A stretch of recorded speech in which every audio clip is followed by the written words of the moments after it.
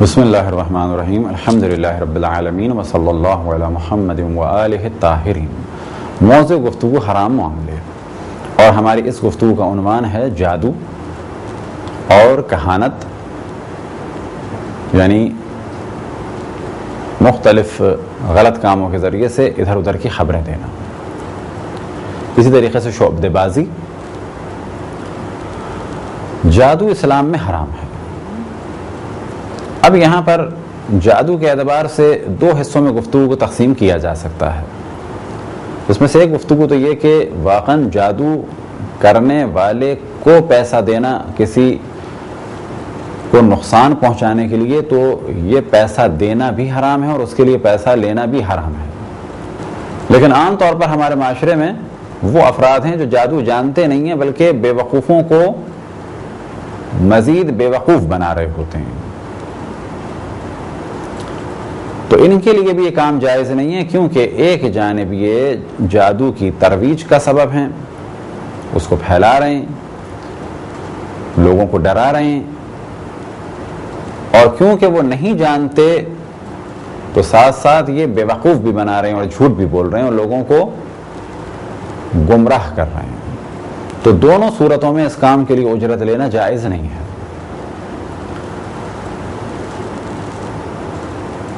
عام طور پر اس قسم کے افراد کے پاس جانے والوں میں خواتین کی تعداد زیادہ ہوتی ہے، کیونکہ خواتین توہم پرستی میں مردوں کی نسبت آگے ہیں۔ اب یہ جتنے بھی افراد ہیں کبھی جادو کے ذریعے سے اور جادو کی باتوں کے ذریعے سے خواتین کو بیوقوف بناتے ہیں، تو پہلی چیز یاد رکھیں کہ ہم دنیا میں آئے ہیں، دنیا سے جانا بھی ہے۔ اگر آپ سے کوئی کہے کہ آپ کے شوہر کا گردہ خراب ہو گیا جادو کی وجہ سے، تو آپ یہ سوال کریں کہ دنیا میں اتنے لوگوں کے گردے خراب ہیں، کیا یہ سب جادو کی وجہ سے خراب ہوئے؟ اس قسم کے افراد کو جاننا چاہیے، ان کے شر سے بچنا چاہیے۔ تو بعض دفعہ مثال یہ دیتے ہیں مختلف مجالس میں اور لیکچرز میں کہ آپ ایک خاتون کو نقاب میں لے جائیں کہ جو جسم و جسامت سے کم عمر لگ رہی ہوں، اور اس قسم کے افراد سے کہیں کہ اس کے رشتے نہیں آتے، تو آپ یہ دیکھیں گے وہ حساب کتاب لگا کے 1000 قسم کی باتیں کریں گے کہ یہ یہاں سے گئی تھی، وہاں سے گئی تھیں، ان پر کسی نے جادو کر دیا ہے، ایک بڑا برا عمل کیا ہے، انہیں باندھ دیا ہے، اب ان کے رشتے نہیں آئیں گے۔ انہی خاتون کو دوبارہ لے جائیں بھیس بدل کے اور کہیں کہ ان خاتون کے شوہر کسی اور خاتون میں انوالو ہیں، تو اب یہ ایک نئی داستان سنائے گا۔ اب یہ خاتون جیسا کہ ہم نے پہلے کہا کہ ایسی ہوں کہ وہ جسم جسامت میں کم عمر لڑکی لگتی ہوں، تو وہ وجہ یہ تھی کہنے کی کہ ایسی خاتون کو لے جائیں جو 4 بچوں کی ماں ہو، 5 بچوں کی ماں ہو، پھر آپ سوال کریں کہ ان کے رشتے نہیں آ رہے۔ اب اگر یہ بیوہ ہیں تو لے جائیں اور اس سے کہیں کہ ان کا شوہر کہیں اور انوالو ہے، ذرا بتائیں کیا وجہ ہے، وہ عورت کون ہے، کیا ہے، تو پھر اس کی باتیں سنیں، تو پھر آپ کو اندازہ ہوگا کہ یہ شادی شدہ عورت کے رشتوں کے بارے میں کیا داستان بتا رہے ہیں، ایک بیوہ کے بارے میں یہ کیا داستان سنا رہے ہیں۔ اسی طرح سے جنوں کو قبضہ کرنا یا احضار ارواح کرنا، یعنی روحوں کو حاضر کرنا، یہ سب کام بھی حرام ہے اور ان کی اجرت جائز نہیں ہے۔ جادو کا سیکھنا اور سکھانا بھی اور اس کے لیے اجرت لینا بھی حرام ہے، لیکن اگر جادو کا توڑ کرنا ہو، بشرط یہ کہ واقعاً کوئی جادو کرتا ہو تو اس کے توڑ کی ضرورت ہو۔ اگر جادو کا توڑ سیکھنا ہو تو توڑ سیکھنے کی حد تک، جادو اتارنے کی حد تک سیکھنے میں کوئی حرج نہیں ہے۔ اسی طریقے سے اگر کوئی جادو کے ذریعے سے باطل نظریات پھیلا رہا ہے تو اس کے جادو کو باطل کرنے کے لیے کچھ سیکھنے میں بھی کوئی حرج نہیں ہے۔ اسی طرح سے کہانت، یعنی وہ غیب کی خبریں جو لوگ دیتے ہیں،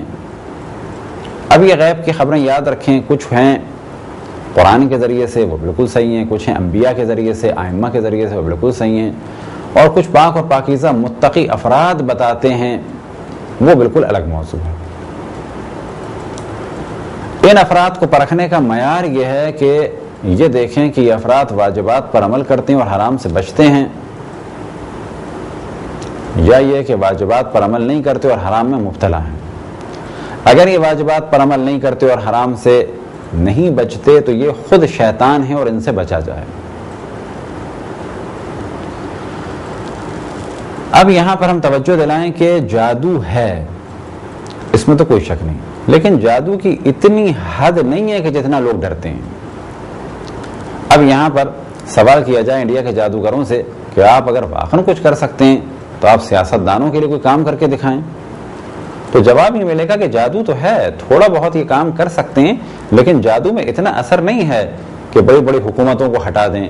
یا مثال کے طور پہ جو پریزیڈنٹ تقریر کرنے کے لیے آئے تو جادوگر ایک ایسا کام کرے کہ بجائے تقریر کرنے کے گالیاں دینے لگے، بجائے تقریر کرنے کے اپنا لباس اتار دے، تو اس سے بڑھ کر تو پریزیڈنٹ کے لیے کوئی بدنامی نہیں ہو سکتی۔ کیونکہ ہم دیکھتے ہیں کہ جادو میں اتنا اثر نہیں ہے۔ اسی طریقے سے وہ افراد جو دعویٰ کرتے ہیں ہمارے پاس جن ہیں، بس آپ مشکلات کو حل کرتے ہیں ان جنوں کی وجہ سے، آپ اپنی مشکلات کو حل کر لیں جنوں کی وجہ سے۔ مثال کے طور پہ ان جنوں سے کہہ دیں کہ ایک بہت بڑی مقدار میں آپ کو نایاب ہیرے لا دیں،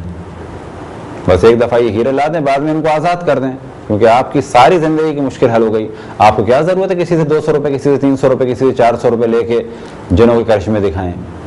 آپ ایک دفعہ جنوں سے بڑی مقدار میں ڈائمنڈ منگا لیں، اس کے بعد جنوں کو آزاد کر دیں، تو معلوم یہ ہوگا کہ دکانیں کرائے پہ لے لے کے خود مفلسی میں اور ادھر ادھر سے پیسہ مانگ مانگ کے یا لوگوں سے بھیک مانگ رہے ہیں، کبھی 500 کبھی 1000، اور بلیک میل کر رہے ہیں۔ اب اگر ان کے پاس واقعاً جن ہوتا اور واقعاً اگر ان کے پاس جن پاورفل ہوتا تو یہ ایک ہی دفعہ جن سے بھی کام کرا لیتے۔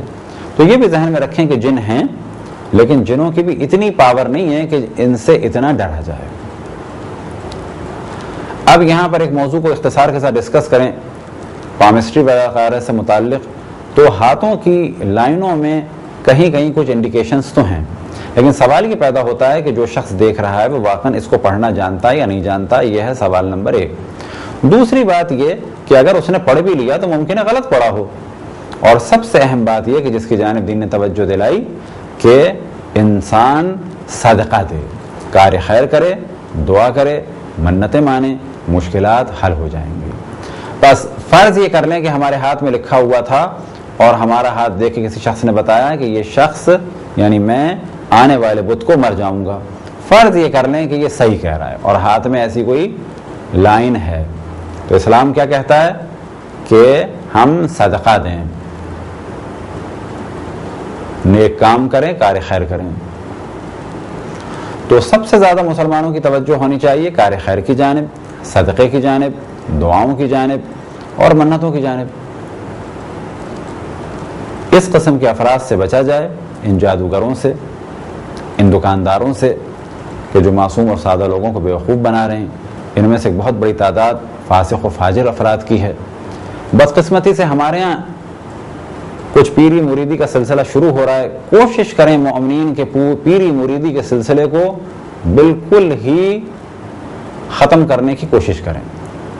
لہذا یہ سلسلے اندرون سندھ بہت زیادہ ہیں پیری مریدی کے، پنجاب میں بہت زیادہ اٹھ رہے ہیں۔ کوشش کریں کہ ان جعلی قسم کے پیروں کو یا جس قسم کے بھی پیر ہیں، کیونکہ یہ تو خود مذہب اہل بیت سے آشنا نہیں ہے، اہل بیت سے آشنا نہیں ہے، واجبات سے آشنا نہیں ہے، محرمات سے آشنا نہیں ہے، یہ کیا آپ کی رہنمائی کریں گے؟ یہ خود فاسق و فاجر ہیں۔ اور کتنی حماقت کی بات ہے کہ ایک مومن شخص، ایک دیندار شخص ایک فاسق اور فاجر کا مطیع و فرما بردار ہو جائے۔